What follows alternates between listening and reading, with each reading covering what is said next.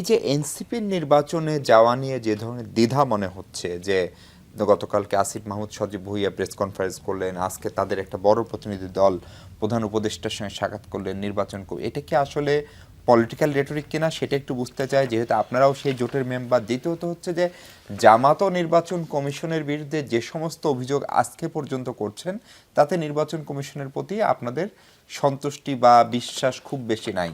ফলে এটাও বার্গেনিং টুল, নাকি সত্যি সত্যি আপনারা এটা মিন করে বলেন?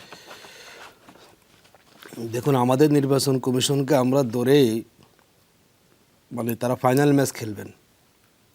নিয়ম হলো আপনি আগে কোয়ার্টার ফাইনাল খেলবেন, সেমিফাইনাল খেলবেন, কিন্তু তারা নেমেই ফাইনাল ম্যাচ। যদি সেই ম্যাচে যদি তারা কাঙ্ক্ষিত খেলতে না পারেন, এটার উত্তরণটা কীভাবে ঘটবে?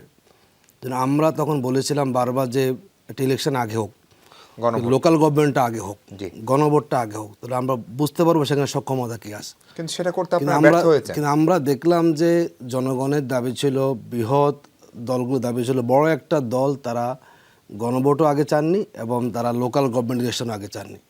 তার মানে এটা আমরা বোঝা যাচ্ছে, যাতে নির্বাচন কমিশনকে আগে দুর্বলতাগুলো ফাইন্ড আউট করে তাদেরকে একটা ভালো ইলেকশন করা না যায়, তার জন্য কোনো একটা দল এটাকে তারা মানে উদ্যোগ নিয়ে মূলত এই কাজটা করেছেন। কোন একটা দল মানে কোন দল? আমি বিএনপির কথাই বলবো। লোকাল গভর্নমেন্ট বিএনপি আগে চায়নি, হয়নি, জনগণ চেয়েছে, বেশিরভাগ দল চেয়েছে। দেখুন, এরপর আপনারা সেটা আদায়ও করতে পারেন না। আমরা চেষ্টা করেছি, আমরা জনমত তৈরি করেছি, কিন্তু সেই জনমতেও যে বললাম যে কমিশন বিএনপি চায়নি, তো সেখানে হয়নি। এবং দেখুন, গণভোটের ব্যাপার আপনি এখন আশঙ্কা করছেন যে গণভোট কতটুকু হয়। জামাত তা আগেই বুঝতে পেরেছে যে একই দিনে গণভোট হলে গণভোটের যে গুরুত্বটা, এটা আসলে গুরুত্বটা পাবে না। এখন সবাই বলছে সেটি, তার মানে আমরা যেটা আগেই বুঝি সবাই এটা পরে এসে বুঝি। একদম সেই গণভোটটাকেও কিন্তু তারা আগে এসেছেন। এখন দেখলাম যে গণভোটের এখন বিএনপিকে বলতে হচ্ছে আমরা গণভোটের পক্ষে। তার মানুষ যখন বুঝে ফেলেছে যে আসলে বিএনপি গণভোট চাচ্ছে না, তাদের লোকাল নেতারা গণভোটের বিপক্ষে কথা বলছেন, এখন তারা বলছেন আমরা গণভোটের পক্ষে। একটা দল যখন জোর করায় বলে আমি গণভোটের, তার মানে কি আদৌ তারা গণভোটের পক্ষে নন। দেখুন, আমি যদি আপনাদেরকে বলি, এই নির্বাচন কমিশন, দেখুন আমার এখানে 6 জনের ডাটা আছে।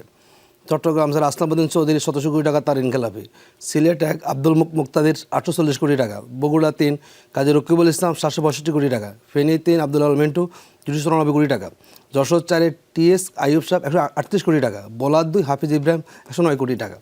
এরপর আমরা কী শুনলাম, সচিব সানাউল্লাহ সাহেব বলছেন মনে কষ্ট নিয়ে ঋণ খেলাপিদের ছাড় দিয়েছি। তো ওনারা হয়তো এমনও হবে যে ভোট ডাকাতি হবে কিংবা কেন্দ্র দখল হবে, বলবে যে আমরা মনে কষ্ট নিয়ে এটা সহ্য করেছি।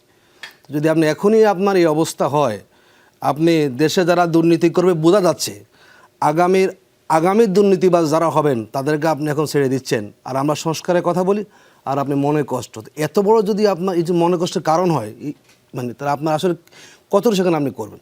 আমাদের কাছে মনে হচ্ছে আসলে আমাদেরকে আরও দেখতে হবে। 22 তারিখ থেকে ইলেকশনের আনুষ্ঠানিক ক্যাম্পেইন শুরু হবে, তখন আরও বুঝতে পারবো আসলে তারা কতটুকু সেখানে নিরপেক্ষতা প্রমাণ সেখানে দিচ্ছেন। দেখুন, এই যে বিএনপি অনেকগুলো এখন কার্ড খেলতেছে, ফ্যামিলি কার্ড, কৃষক কার্ড, আরও কত কার্ড দিচ্ছেন, এবং এটা অনলাইনে কিন্তু দেখা যাচ্ছে অমুক প্রার্থী তারা এই কার্ড তারা ফেরি করে বলতেছে এই কার্ড পেলে এত টাকা সুবিধা পাবেন। এখন পর্যন্ত কোনো একজন প্রার্থীকে তারা শোকজ করেছেন?